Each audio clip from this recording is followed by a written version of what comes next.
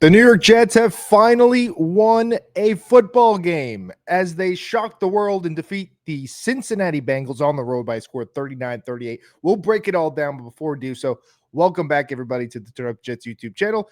As always, Joe Scarter, your host. Please subscribe to the channel, like the video if you've actually liked it. You could also follow me on social media platforms such as on X and on Instagram at Turn Up Jets, all one word. Appreciate all the support. So, of course, before we break anything down, definitely just want to take a couple minutes of, just talking about the horrendous news we received around 11:50 a.m. yesterday in regards to the passing of a Jets all-time great legend and center Nick Mangold due to complications with kidney disease.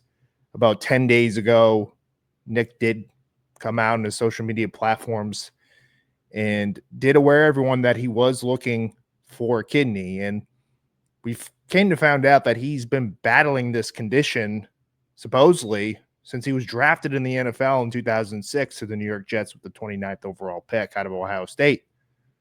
So this has been something he's dealt with his whole life, which is honestly it just speaks volumes of how incredible of not only a player, but a human, a father, a husband, like everything you hear about this guy, you feel like, Jets fans feel like they've met him, just of how involved he was with this organization. Got inducted to the Ring of Honor a couple years ago. Probably the best center of all time, one of the best offensive linemen the Jets have had all time. Should be in Canton, is a 2026 nominee for the NFL Hall of Fame. A 7-time Pro Bowler, a 3-time All-Pro. The list goes on, but the human of Nick Mangold, even after he retired, so much involved with the Jets, did podcasts with the Jets, was great to Joe Tittman when he was drafted. You find out more and more cool stories of how great of a guy he was. He delivered barbecue sauce, his own barbecue sauce, to Tittman once he found out he got drafted. And as soon as he got there, day one of rookie minicamp, he sent him a care package to welcome to New York. Of course, having soft spots for Jets centers who were drafted to the team directly, like himself.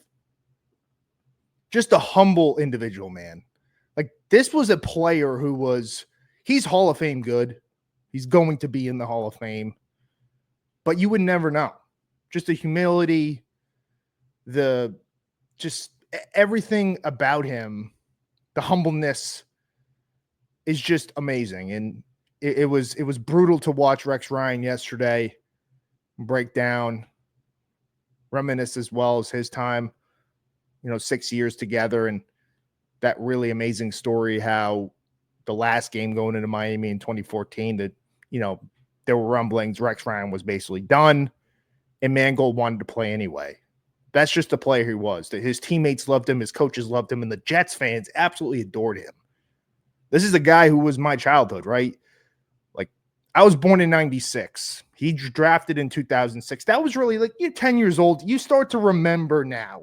Of course, I remember the games earlier in that part, but he had such an impact of my fandom watching him for 10 years or 11 years, rather.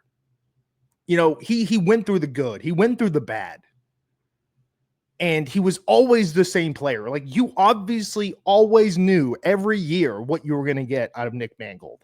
Not only the player, but the person.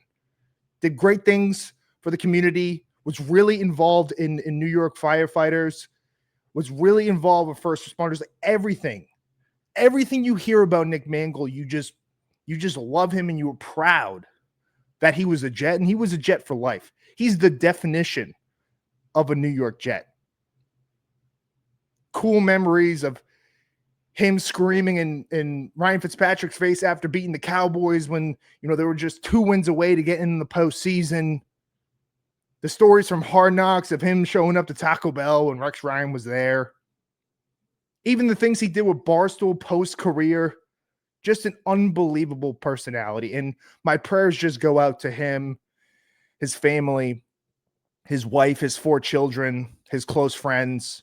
Just seeing Rex Ryan and friends like AJ Hawk from the Pat McAfee show, who they were really childhood best friends since I think it was middle school. They played in high school. They roomed together at Ohio State for 4 years. So seeing those individuals that knew the man personally, that were close to him, that the love was mutual, it's really difficult. It sucks, man. Life sucks. Kidney disease sucks. Any type of disease. 41 years old, had so much life, and his poor children were stripped of a father so young. Really emotional, just to start out that day yesterday. Like, we lost one of our own. Yes, we never met the man. A lot of these Jets fans never met the man, and all the people that have met him, incredible experiences. That's all you hear and see. We know him, and I know him personally through my TV screen. And I'm so grateful I've been able to watch him throughout his entire career and watch what he did post-football and see all the accolades he's added up and see all the appreciation he got having such a great career. Consistent, reliable, great leader. He was a character. He was funny. He did it all. So, man, I was devastated. Like, it leaves you speechless. Life is so short. You never know when it's going to end. You could wake up one day and it's done. Or, you could very well experience what his family's experiencing, losing such a legend in such a major part of their lives in a snap of a finger. 10 days ago, he's looking for a kidney. He's going on the Yak Barstool with Big Cat and all those guys who he had good relationships with, joking around, being funny, being himself. It's just crazy how quick life can happen. And it just gives you the perspective of life that you need to enjoy every last minute. You need to love your loved ones. You need to forget about stupid shit. So I did want to just spend that time to just reminisce and just send my prayers out to his family, friends, loved ones, everyone who knew him. Because we lost a great man. We lost a great Jet. And crazy, the Jets fandom, their support. I've seen a lot of donations for kidney disease, kidney research, all of that. I looked on the pro shop today. His jersey's completely sold out.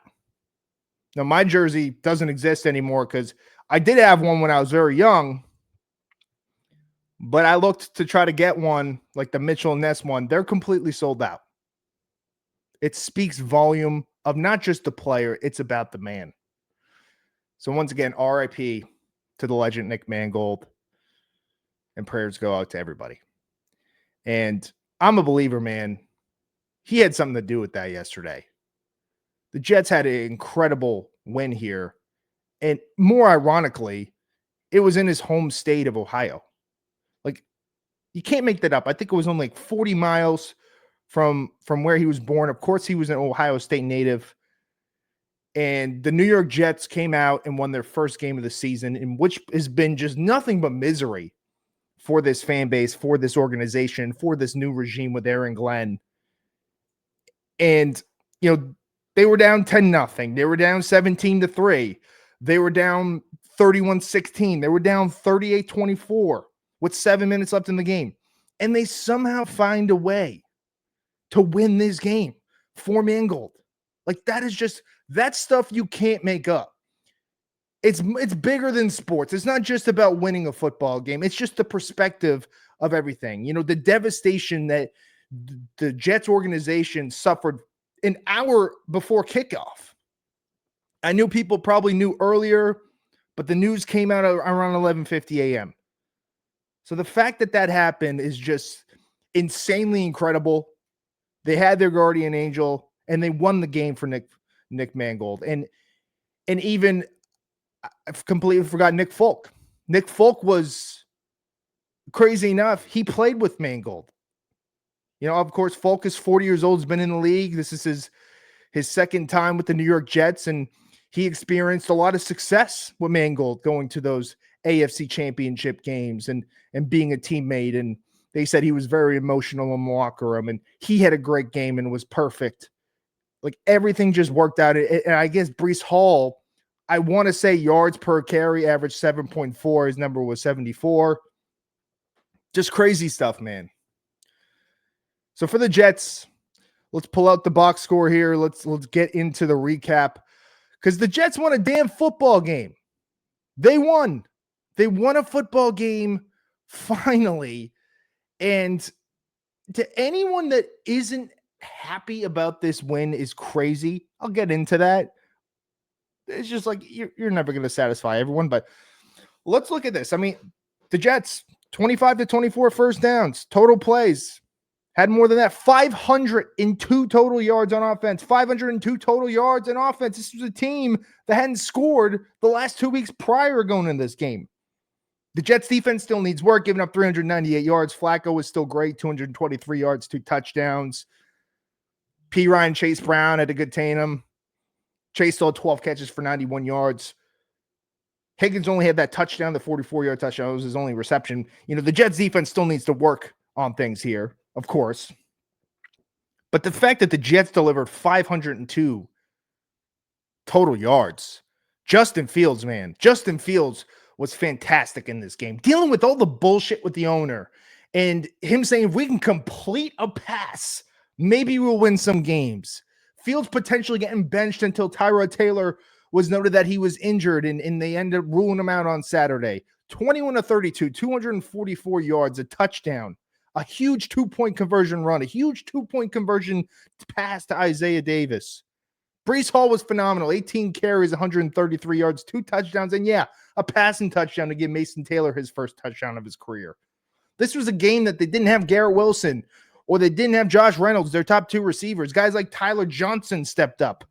A special teamer and Isaiah Williams stepped up. I already mentioned Mason Taylor. Just guys stepped up and didn't quit. 254 rushing yards. The red zone. That's another big thing. 3 for 5 in the red zone. Penalties were great again. There was only 6 total penalties. They let the boys play, but 4 for 25. That's great. No turnovers in the game. The Jets defense still can't create a turnover, but at least they didn't cause one. In their time in possession, almost 7 minutes more than the Cincinnati Bengals. The offensive line was fantastic in this one. Fields barely got pressured, barely got sacked. Didn't get sacked at all, actually. 67 QBR. Also had some rushing yards. Had 31 yards rushing. Yeah, Breece Hall, here it is. 7.5, 7.4. That's crazy. That's crazy. Mason Taylor, like I said, 5 catches, 34 yards. Ruckert had a huge 4th-and-1 conversion for 24, the identical play that the Lions ran a couple years back to basically put the Jets season in the coffin. That's when, Mike White got hurt and they had to start Zach Wilson that game. Jarvis Brownlee, yeah, the defense wasn't great. They didn't have a lot of pass rush, but Jarvis Brownlee was fantastic. Had the last breakup to end the game. Insane, because there's so many times you think the Jets lose this football game. Right off the bat, it's 10-0. They drive down, get a field goal, drive down, score a touchdown. Then the Jets get a field goal, and then Higgins has that 44-yard touchdown, 17-3 right away. So you're just thinking this is not going to be great. But they fought back. It was 24-13 and a half. And I even said, yes, it's 24-13, but they showed grit even in the first half. It wasn't perfect. The defense was still garbage. The offense was kind of finding their rhythm after. That touchdown with Tyler Johnson in 4th down was huge. Ended up being 17-10. And of course, like I mentioned, 24-13 and a half. Like even at that point in time, when I still didn't even believe that they were going to win the game, like at least they didn't fold when they were down 17-3 in the first half. Then you go to the second half. Again, offensive line continues to be great. And yes, of course, the Bengals defense stinks and they lost Hendrickson for the game. And Ola really beat up on him before he got hurt. And then that Simpson hit to him just took him out of the game. But they're 3 young linemen. In Tittman, in Olu, and in Membo. No pressures. Clean pocket, no sacks. The run game was great. They were great in pass rush in the pass game and the run game, both. It's 31-16. You go in the fourth quarter. Another thing of, okay, the Jets are probably done here, right? Brees Hall scores his first touchdown. Then the Jets shockingly go for two. It's 31-22. You're thinking, why are you going for two now? Because if you don't get it, you're still down two possessions. Finally, they had some pass rush. Fields was able to find the pocket, escape the pocket, rather.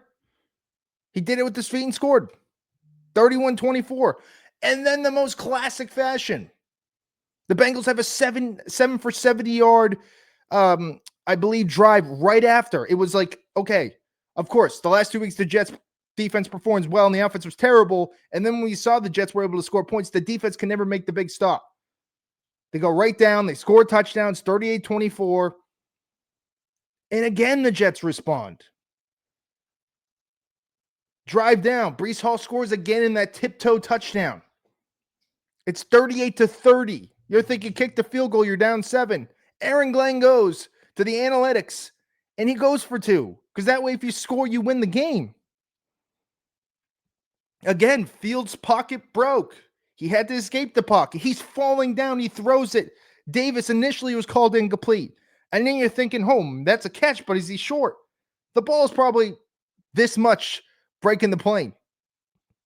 The 2-point conversion's good, 38-32. And then finally, the Jets didn't think we thought they were going to do. The Jets didn't do what we thought they were going to do. They force a 3-and-out. They finally get to Flacco after having 0 pass rush all game. Will McDonald has a great sack. Jermaine Johnson was also in on it. They were able to get the ball back, had great field position around their own 40. You had that 4th down conversion. Taylor made some big catches. And then Brees Hall, throws a touchdown pass to Mason Taylor for his first career touchdown. In a play that you thought it was just going to be a broken play. He pump fakes it, and then he throws it. Insane. Another one that they took out of the Lions playbook. And Taylor was able to extend, catch it, touchdown, and all they had to do is kick the extra point for Nick Folk. That's it. And then lastly, you're thinking again, this is just how Jets fans think, and I know everyone was thinking it the whole time. It's going to be 41-39. They're going to lose, right? Nope. 4 straight plays. Jets stopped them, as mentioned earlier. Brownlee made that play, and they win the game. It was a crazy game, man. I remember they showed a graphic.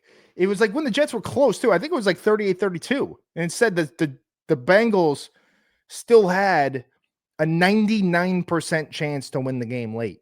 They were down 14 with 7 minutes and 40 seconds, I think it was. I just said 7 minutes and 40 seconds, 74, huh? Look at that. But credit to the offensive line and credit to Justin Fields. Seriously, all week, this guy has heard so much crap from the owner of the team. The owner. And we all thought this was going to be the year that Woody Johnson shuts his mouth, but, credit to him.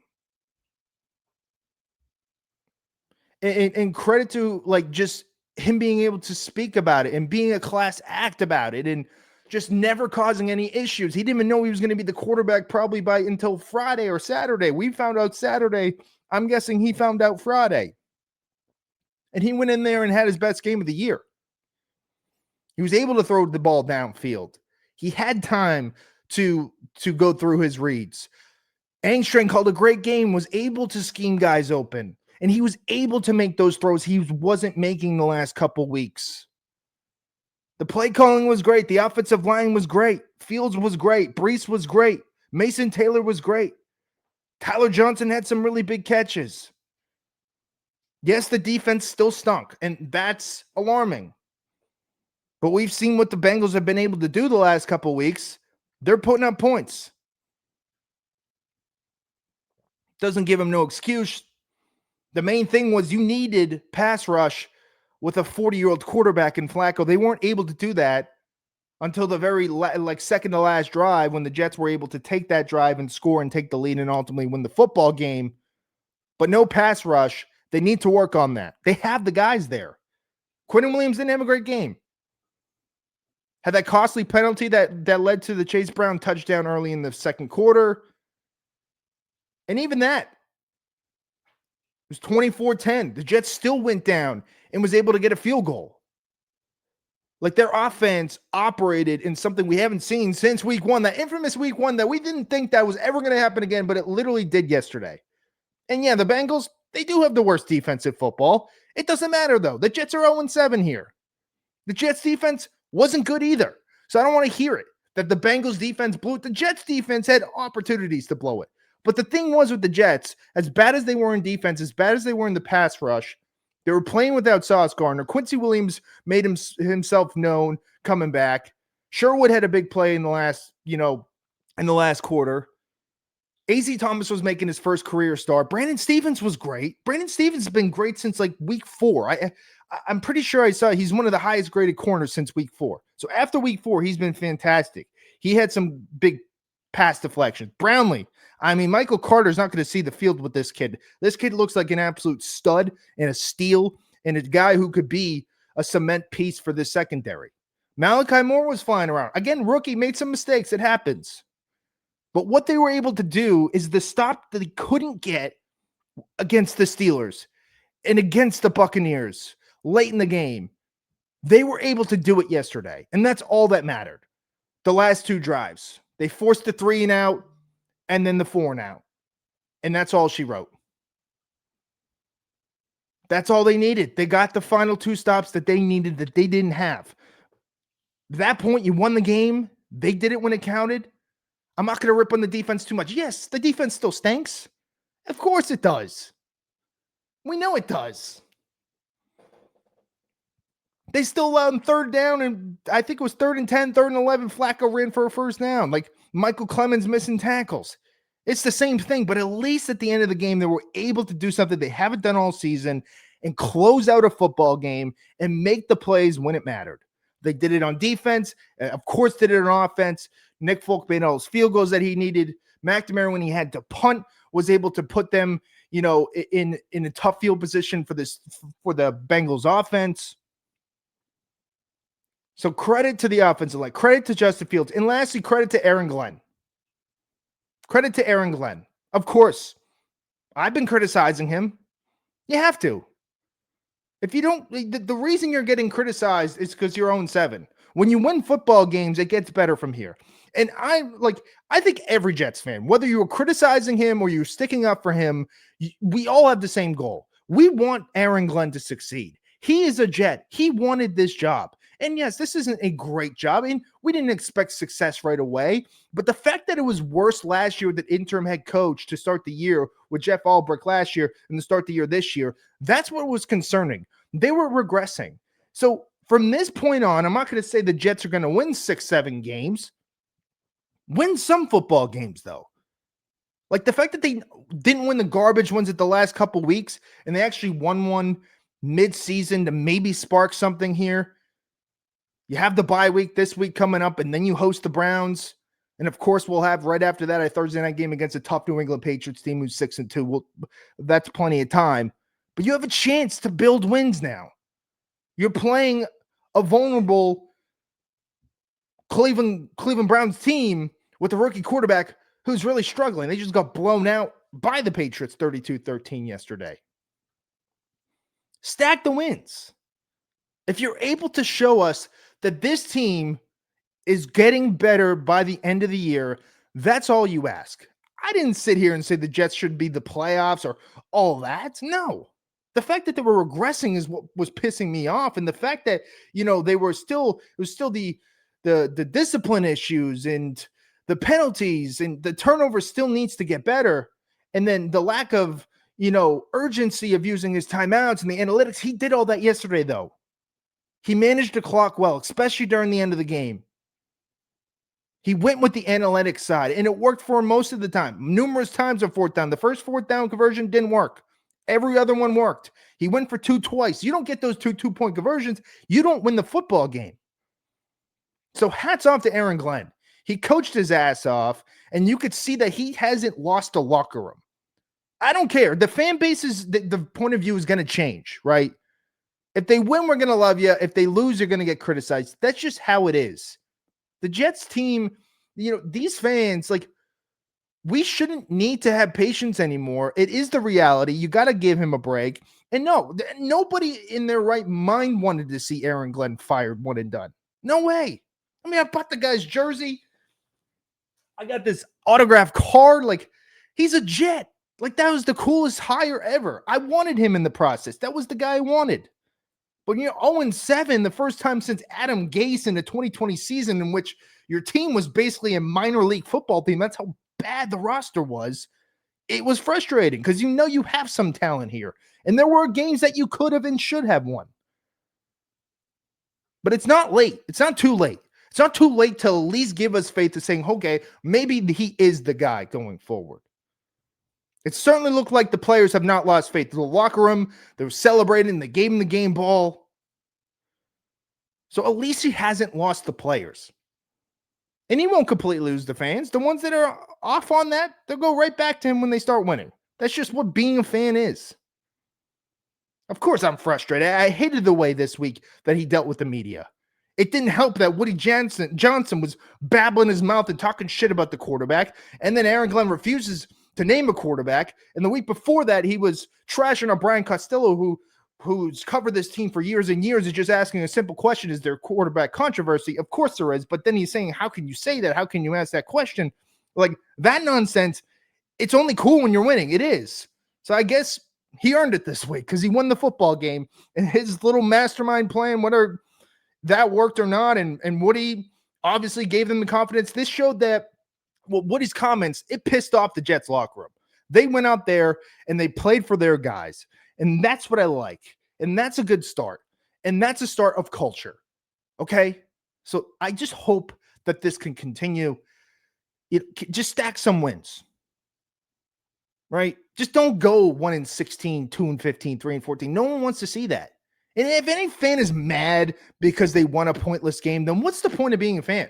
Like, last week you were probably mad because they're 0-7 and then they win a game and you're mad. Like, shut up. Anyone who didn't want the Jets to win yesterday, just shut up, dude. Look at all the past number one overall quarterbacks the last couple years. There really hasn't been one really, really good one. Right? There really hasn't. Caleb Williams, the jury's still out on him. Bryce Young, Trevor Lawrence, like Joe Burrow, yeah, of course. But all these guys, I mean, we're talking about even this quarterback class. There's a lot of quarterbacks, but there's not the consensus number one. There isn't a highlighted generational talent like people viewed Lawrence and people viewed Caleb Williams. There's not a guy out there. Fernando Mendoza's had a great year, but this is really his first great year as a college football player. His stats at Cal were okay. He's finding his stride now. Ty Simpson, I mean, he was a backup for Bama, and he's finally got a shot, and he's played unbelievable.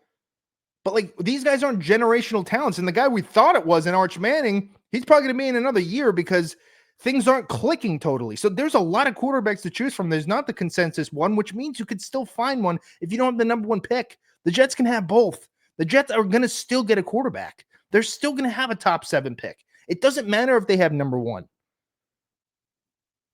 We've seen them draft quarterbacks early in the first round and have failed. It doesn't matter what number pick they are.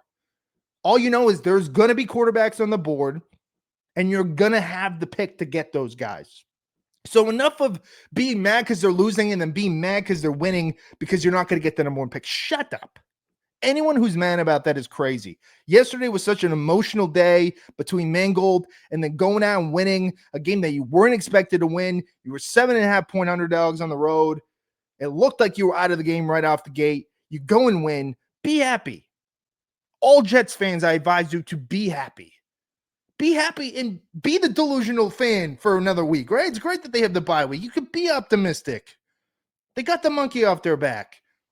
I really don't think there's a huge difference between number 1 and number 4. And with the Titans aren't drafting a quarterback. The Giants aren't drafting a quarterback. The Dolphins, I have no idea what they're going to do, but these are all teams next to them. The Saints just drafted a quarterback. We'll see how Shuck does. He's going to get his time. If Shuck plays well, they're not going to draft one. So relax. Enough with the number 1 overall pick shit. Let's win games. Let's back up Aaron Glenn. If they have the number 1 overall pick, Glenn's probably fired.